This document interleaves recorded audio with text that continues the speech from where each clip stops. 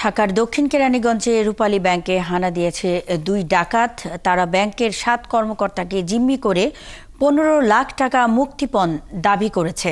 বৃহস্পতিবার দুপুর 2টার দিকে জিঞ্জিরা শাখা রূপালী ব্যাংকে ভেতর থেকে ঢোকে ডাকাতরা। পরে খবর পেয়ে ব্যাংকের পার্শ্ববর্তী একটি মসজিদ থেকে মাইকিং করে ব্যাংকে ডাকাত হানা দেওয়ার তথ্য জানানো হয়। পরে পুলিশ সহ অন্যান্য বাহিনীর সদস্যরা ব্যাংকটি বাইরে থেকে ঘিরে রেখেছেন। এ বিষয়ে খবর নিয়ে সহকর্মী ইশতিয়াক ইমন আমাদের সঙ্গে যুক্ত হয়েছেন।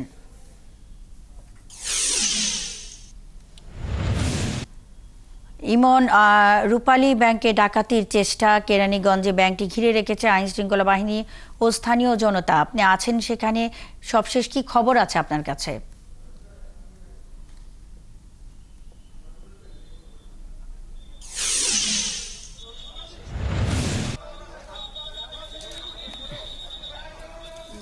আমরা একেবারেই এখানকার যিনি স্থানীয় বাসিন্দা আছেন তার সাথে কথা বলার চেষ্টা করব। পুরো এলাকাটি আসলে সেনাবাহিনী, র্যাব থেকে পুরো আইন শৃঙ্খলা বাহিনী ঘিরে রেখেছে। পুরো এলাকা যদি একটি টান উত্তেজনা, একেবারেই দুর্ধর্ষ একটি ঘটনা বলা চলে, চাঞ্চল্যকর ঘটনা যে এরকম একটি পরিস্থিতি যে সরাসরি দিনে দুপুরে ব্যাংকের ভেতরে ঢুকে সশস্ত্র অস্ত্রধারী যারা ডাকাত রয়েছেন তারা ব্যাংকের ভেতরে কর্মকর্তাদেরকে জিম্মি করে রেখেছেন এবং সেই জিম্মি করার আমরা দেখতে পাচ্ছি যে সেনাবাহিনীর সদস্যরা একটু আমাদেরকে কিছুটা দূরে রাখতে বলছেন, তারা যেন যারা অস্ত্রধারী আছেন তারা যে কোনো সময় যে কোনো দুর্ঘটনা ঘটাতে পারেন। সে কারণেই আমরা দেখতে পাচ্ছি যে পুরো এলাকাটি আসলে সেনাবাহিনী নিয়ন্ত্রণে নেওয়ার চেষ্টা করছেন। আমরা একজন স্থানীয় ব্যক্তির সাথে কথা বলতে চাই, যিনি এখন মসজিদে এলান করে প্লাস আমাদের এলাকার লোকজন যে ওইখানে যে ব্যাংকের সামনে অবস্থান করে ডাকাতটা ভিতরে আটকা পড়ে গেছে এ পর্যন্ত। এখন ভিতরে বাবু, সেকেন্ড অফিসার বাবু এখনো জিম্মি অবস্থায় আছে। কতজন আছে ভিতরে? আমার নাম জুয়েল। কতজন আছে ভেতরে? কতজন আছে আমি সেটা বলতে পারলাম না। একটা 40 এরকম জোহরের নামাজের পরে, অর্থাৎ আমরা শুনতে কতজন ডাকাতের সংখ্যা কতজন? 4জন। আমরা শুনতে পাচ্ছি যে ডাকাতের সংখ্যা এখনো জোহরের নামাজের সময় তারা ঢুকেছেন এবং ডাকাতের সংখ্যা প্রায় 4জন তারা বলছেন। পুরো এলাকাটিতে এখন যে অবস্থা, উৎসুক জনতা আছে সেটি সরিয়ে পুরো এলাকাটির নিয়ন্ত্রণী সেনাবাহিনী নিচ্ছেন। এখানে বেশ কয়েকজন এক্সিকিউটিভ ম্যাজিস্ট্রেট এসেছেন। এ বিষয়ে যারা এক্সপার্ট, মূলত এই জিম্মি পরিস্থিতিতে থেকে যারা উত্তরণ করতে পারবেন সেরকম যে এক্সপার্ট বা অভিজ্ঞ কর্মকর্তা আমাদেরকে আমরা যাদেরকে বলি সেরকম কর্মকর্তারা এখন আসছেন। কারণ এই পরিস্থিতিটি ডিল করা খুব সহজ কোনো বিষয় নয়। কারণ ব্যাংকের ভেতরে, আমি যদি একটু ব্যাংকের শাখাটি আপনাকে একটু দেখাই, যে লাল ভবনটি দেখতে পাচ্ছেন ওই ভবনটি রূপালী ব্যাংক। ঠিক 2:45 দিকে, অর্থাৎ জোহরের নামাজ যখন শুরু হবে তখনই ব্যাংকের ভেতরে এই ডাকাতরা ভেতরে ঢুকে যায় এবং ঢোকার পরেই তারা আসলে জিম্মি করে ফেলেন অস্ত্রের মুখে ব্যাংকের কর্মকর্তা সহকারে। আমরা এখনো যতটুকু খবর পেয়েছি যে গ্রাহকরাও তার ভেতরে রয়েছেন।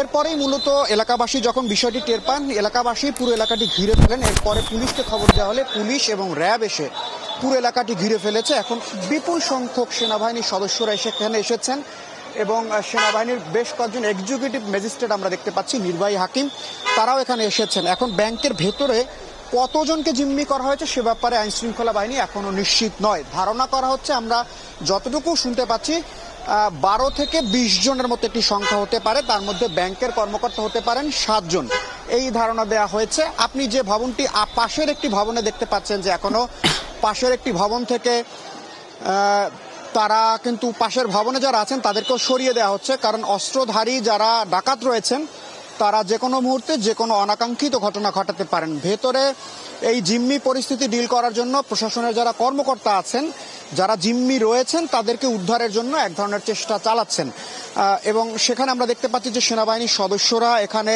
পুরো এলাকাটি নিয়ন্ত্রণ নিয়ে নিয়েছেন। একই সাথে পুলিশ রয়েছে এবং এই জিম্মি দশায় থেকে উত্তরণ করতে পারে এরকম এক্সপার্ট বা এরকম বিশেষজ্ঞ অফিসারই আসলে এখানে দরকার হবে। কারণ এর আগে যতদূর মনে পড়ে গত এক যুগে আমরা এরকম পরিস্থিতি বাংলাদেশ পড়েনি। ব্যাংকিং ডাকাতির ক্ষেত্রে ডাকাতি হয়েছে, এরকম ঘটনা ঘটেছে, কিন্তু এরকম একদম লাইভ ডাকাতি অর্থাৎ সরাসরি ডাকাতি চলছে সেরকম আইন শৃঙ্খলা বাহিনী ডিল করবে বা এই পরিস্থিতি সামাল দিবে, সেই পরিস্থিতিতে আমরা এর আগে দেখতে পাইনি। সাধারণত আমার যতটুকু মনে পড়ে গত 12 বছরের সাংবাদিকতায় আমরা এরকম পরিস্থিতিতে পড়িনি।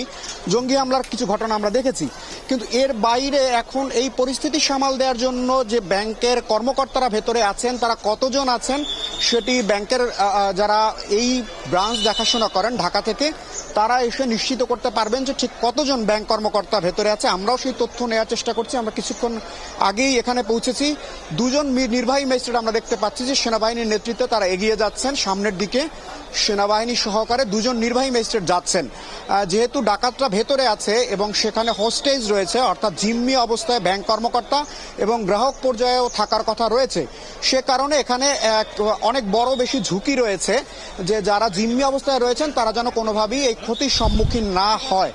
দ্বিতীয় তলাতে ব্যাংকটি রয়েছে এবং এখন পর্যন্ত যে তথ্য আমরা পেয়েছি তাতে দুজন প্রথমে ঢুকেছেন ব্যাংকের ভেতরে ডাকাতরা, পরে আরো দুজন ঢুকেছেন, 4 জনের কথা আমরা শুনতে পেয়েছি। এখন পর্যন্ত এই তথ্যগুলো আসলে নিশ্চিত করে বলা যাচ্ছে না, কারণ আমরা এখনো যতটুকু খবর পাচ্ছি অনানুষ্ঠানিকভাবে স্থানীয় বাসিন্দা যারা রয়েছেন তারাই সেই খবরটুকু আমাদেরকে দিচ্ছেন। কিন্তু এর বাইরে এখনো ব্যাংকের কোনো কর্মকর্তাদের সাথে আমাদের কথা হয়নি, কারণ কত টাকা এখনো মুক্তিপণ চেয়েছেন বা মুক্তিপণ পাওয়ার পরেও তারা আসলে কিভাবে বাইরে বের হয়ে আসবেন সেরকম কোনো শর্ত দিয়েছেন কিনা, কতজনকে ছাড়বেন তারা টাকা পেলে, এরকম কোনো তথ্য কিন্তু এখনো নিশ্চিত হওয়া যায়নি। আমরা দেখতে পাচ্ছি যে সেনাবাহিনীর সদস্যরা এখানে আছেন, তারা পুরো এলাকাটির নিরাপত্তার জন্য আমাদের আসলে ব্যাংকের কাছাকাছি যেতে দিচ্ছেন না।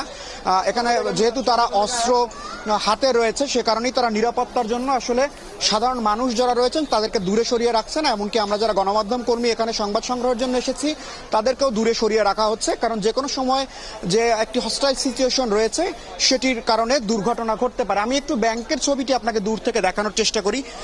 ডিবির সদস্যরা এর মধ্যে সেখানে গিয়েছেন এবং সেনাবাহিনী পুরো এলাকাটি ঘিরে রেখেছে এবং আপনি দেখতে পাচ্ছেন যে লাল যে ভবনটি দেখতে পাচ্ছেন, অর্থাৎ লাল এবং ছাই রঙের যে মিশ্র একটি রঙের যে ভবনটি, সেই ভবনটির দ্বিতীয় তলাতে এই ব্যাংকের শাখাটি রয়েছে এবং সেই শাখায় দুপুরের নামাজ যখন অর্থাৎ জোহরের নামাজের সময়ই আসলে এই ডাকাতরা ভেতরে ঢুকেছে সেরকম তথ্যই আমরা এখন পর্যন্ত পেয়েছি। এবং সেই ডাকাতরা প্রবেশ করার পরে অস্ত্র রয়েছে তাদের হাতে এরকম তথ্য নিশ্চিত হওয়া গেছে এবং তারা জিম্মি করে ফেলেন। সেই জিম্মির পরে এখন পর্যন্ত এই প্রায় 3 ঘন্টার মতো 2.5 ঘন্টার মতো হয়ে গেল এই পরিস্থিতির উত্তরণ হয়নি। এর মধ্যে আইন শৃঙ্খলা বাহিনী এবং এলাকাবাসী এসে পুরো এলাকাটি ঘিরে রাখে। ভেতর থেকে ব্যাংক ডাকাতরা যে শর্ত দিচ্ছেন সেই শর্তটি আসলে টাকা পয়সার বিনিময়ে তারা ছাড়বেন কিনা। আমরা একটু র্যাবের টিম দেখতে পাচ্ছি যে র্যাবের আরো একটি টিম একজন ঊর্ধ্বতন কর্মকর্তা সহকারে ভেতরে ঢুকছেন। র্যাবের যিনি গোয়েন্দা শাখার প্রধান রয়েছেন এবং আরো একজন ঊর্ধ্বতন কর্মকর্তাকে আমরা দেখতে পাচ্ছি, দুজন ভিতরে প্রবেশ করছেন। বিপুল সংখ্যক আইন শৃঙ্খলা বাহিনী এখানে উপস্থিত রয়েছে। পুরো এলাকাটি যদি বলি একেবারেই চাঞ্চল্য